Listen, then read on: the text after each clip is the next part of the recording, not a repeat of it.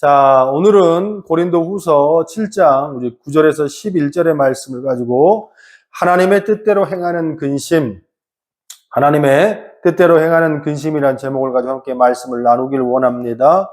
요즘에 사람들이 경제가 어려워지고 삶이 어려워지고 참 근심이 많죠. 그래서 우리가 하는 근심이 정말 바른 근심인가? 또 뭐 이런 사람이 있잖아요. 믿음 있으면 근심이 어딨어? 항상 기쁨만 있지. 그렇게 말하시는 분도 계시지만 이 땅을 살아가면서 근심 없이 살아가는 사람이 어디 있겠습니까? 근데 그 근심의 실체를 한번 성경적으로 좀 파헤쳐보면 좋겠다라는 생각을 했습니다. 저는 오늘 본문의 말씀 7장 9절에 11절의 말씀을 보면서 한 10년 전인가요? 한 사건이 떠올랐어요. 그게 뭐냐면 2014년도에 세월호 사건이 있었습니다. 세월호 사건. 단원고 학생들이 수학여행 가다가 또 많은 희생자가 났잖아요. 그래서 많은 아픔이 있고 지금도 세월호 사건을 놓고 여러 가지 말들이 참 많고 좀 그러지 않습니까? 근데 그 사건을 놓고 두 가지의 상반되게 분류되는 두 종류의 사람들을 봤습니다. 어떤 말이냐면 이 세월호 사건이 터지고 난 후에 두 가지의 근심을 하는 종류의 사람이 있었는데 첫 번째는 뭐냐면 선한 근심이었습니다. 착한 근심. 근심도 착한 근심이 있어요. 빨리 저 사람들이 구출되었으면 좋겠다. 빨리 좀 살았으면 좋겠다. 이렇게 물질적인 것, 인력적인 걸 모두 동원해서 그 아이들을 구하기 위해서 근심하고 TV를 보면서 전전긍긍하면서 막 근심했던, 이거는 뭐 자기 이익하고 상관없는 근심이잖아요.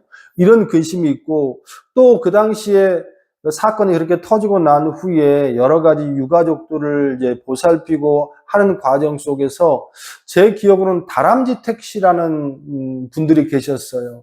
기억나시죠? 뭐냐면 수도권에서 진도까지 배가 거기에 있었으니까 진도까지 계속 왔다 갔다 하는 사람들이 거기에 가기 너무 힘들고 어려우니까 거기만 왕복해서 왔다 갔다 하는 사람들을 다람쥐 택시인데, 그럼 이걸 보면 뭐 사람들이 그런 사람들의 장사란 그게 아니고 그런 유가족들을 무보수로 데려다주고 또 모셔오고 했던 아주 선한 근심, 또 착한 근심을 하는 사람이 있었고 또 악한 근심을 하는 부류가 있었어요. 이게 뭐냐면 그 당시에 유병헌 유시일과 구원파 이단 종교자들이 이 세월호 사건을 통하여서 자기들의 치부가 드러나지 않을까 하는 마음으로 자꾸만 은폐하려고 그러고 악한 근심을 하려고 했던 사람들. 그러니까 한 사건을 놓고 선한 근심과 악한 근심. 아, 그렇구나. 세상에는 선한 근심과 악한 근심이 있구나는 것을 깨달았어요. 그런데 이게 이제 깨달은 게 성경에 기록되어 있습니다. 오늘 고린도후서 7장 10절의 말씀에 보면 두 가지의 근심이 나와요. 7장 13 같이 볼까요?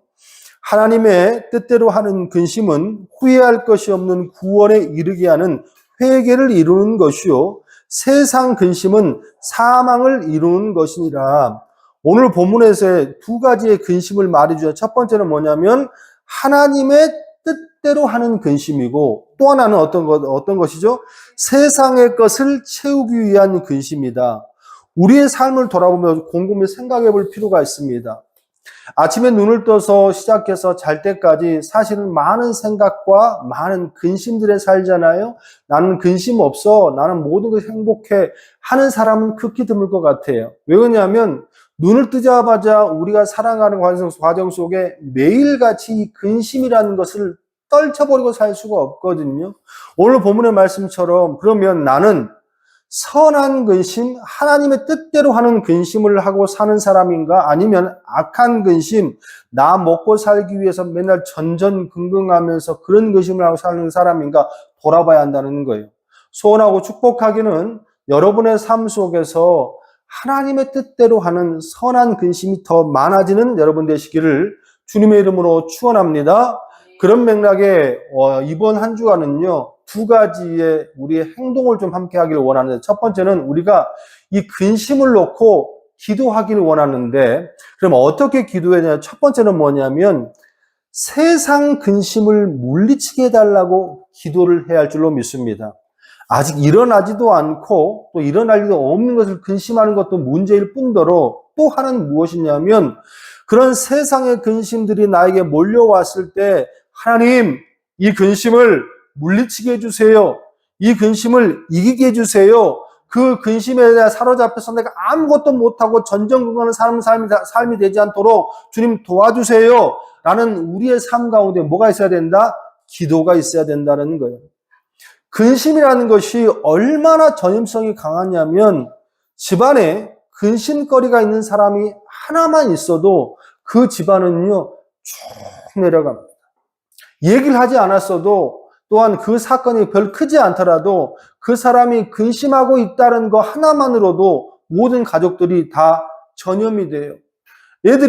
어른들이 봤을 때는 그 아이가 학교에서 별 큰 문제가 아니고 그걸 근심한다는 말이에요. 그 아이가 인생에 있어서 그게 큰 근심거리가 아님에도 불구하고 근심하고 있어요. 엄마는 별로 큰 근심거리가 안 되거든. 그런데 아이가 근심하고 있으면 모든 식구가 다 어떻게 돼요? 근심거리가 된다는 거예요. 즉 다시 말해서 한 사람이 근심하면 모든 사람이 근심하게 된다. 할렐루야. 우리는 날마다 뭐예요? 기도해야 돼요. 그런 모습을 보면서 그 아프리카에 보면 양종들이 다 그렇습니다만 뉴욕 양이라는 게 속가인데요. 이 뉴욕 양이라는 이 존재들은 너무나도 심약하고 겁이 많아서 옆에 바람만 살짝 불어도 공격하는 줄 알고 뛰기 시작합니다.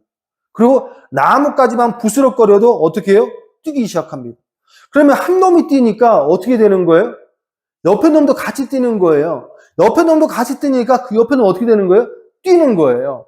간혹 가다가 세계 미스터리 그러면서 낭떠러지에 막 수천 마리, 수만 마리 양들이 다 죽어서 떼죽음 당하는 경우들이 간혹 있잖아요.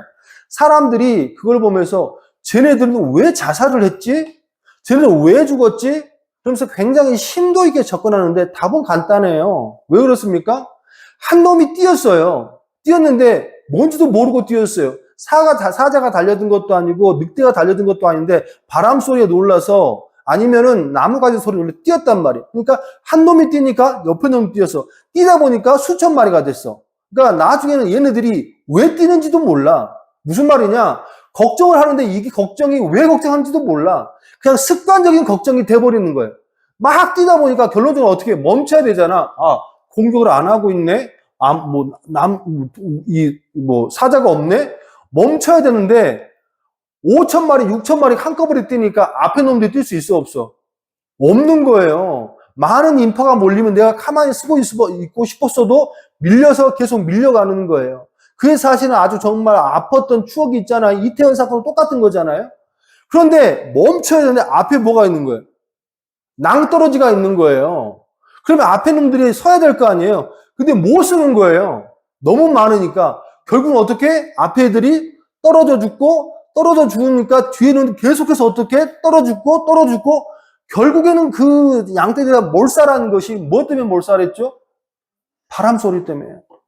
나무가지 소리 때문에. 지쳐 쓰러질 때까지 뛰다가 그냥 죽는 거예요. 그래서 오늘 본문의 말씀 속에 뭐라고 합니까? 세상의 근심은 뭐 한다고? 사망에 이르게 한다는 거예요. 내가 아는 세상의 근심들은요, 내를 행복하게나 더 발전적으로 가지 못하고 어떻게 하는 거예요? 나를 죽게 하는 줄로 믿습니다. 이게 더도 덜도 딱 뉴욕 양과 같은 모습이라는 걸 반드시 기억해야 할 줄로 믿습니다. 그래서 우리는 어떻게? 기도해야 돼요. 그걸 기도했던 게 누군? 야베스예요. 역대상 4장 10절에 보시면 야베스가 이스라엘 하나님께 아뢰어 이르되 주께서 내게 복을 주시려거든 나의 지역을 넓히시고 주의 손으로 나를 도우사 나를 환난으로 벗어나 내게 어떻게? 근심이 없게 하옵소서 하였더니 하나님이 그 구하는 것을 어떻게 하였더라? 허락하였더라. 할렐루야. 야베스는 정확하게 알고 있었습니다. 나를 망하게 하는 세상 근심으로부터 하나님 벗어나게 하옵소서. 나를 망하게 하는 세상 근심으로부터 나를 행복하게 하옵소서. 근데 뭐 했다고요? 야베스는 기도했다고. 머릿속에 든 내 생각과 내 근심이 내 노력으로 사라지지 않는다는 거예요. 왜? 세상에 근심을 주는 것은 사탄의 세력들이기 때문에 그 사탄의 세력들이 계속 아이들의 머릿속에 또한 성도들의 머릿속에 근심을 집어넣는다는 거예요. 결국은 어떻게 해요? 죽게 되는 거예요. 10,000명, 20,000명, 30,000명이 모이는 교회 목사님도 자살한 시대가 왔습니다. 수천억을 갖고 있는 재벌 총수도 자살한 시대가 왔습니다. 뭐가 부족해서? 무엇이? 아니요. 있다고 해서, 가졌다고 해서, 평안하다고 해서 세상의 근심으로 자유로울 수 있다, 없다? 없다라는 거예요. 어떻게 우리는 뭐 해야 한다? 뭐 해야 한다? 기도해야 한다. 걱정이 막 들어요. 또 막 어려움이 생겨요. 그러면 뭐 하세요? 기도하세요. 하나님, 내 마음속에 있는 이 걱정이 사라지게 하옵소서. 세상의 모든 주관과 모든 역사와 모든 세계를 함께하고 돌보시는 그 주님께서 나를 좋은 곳으로, 좋은 일로 인도하실 줄로 믿습니다. 그 마음을 가지고 기도하다 보면 사탄의 세력들이 내 머릿속에 사라지고 내 마음속에 사라지고 그 걱정이 사라질 줄로 믿습니다. 이번 한 주간은요, 그런 기도함으로 말미암아 근심이 아니라 감사의 기쁨이 넘치는 한 주 되시기를 주님의 이름으로 축원합니다.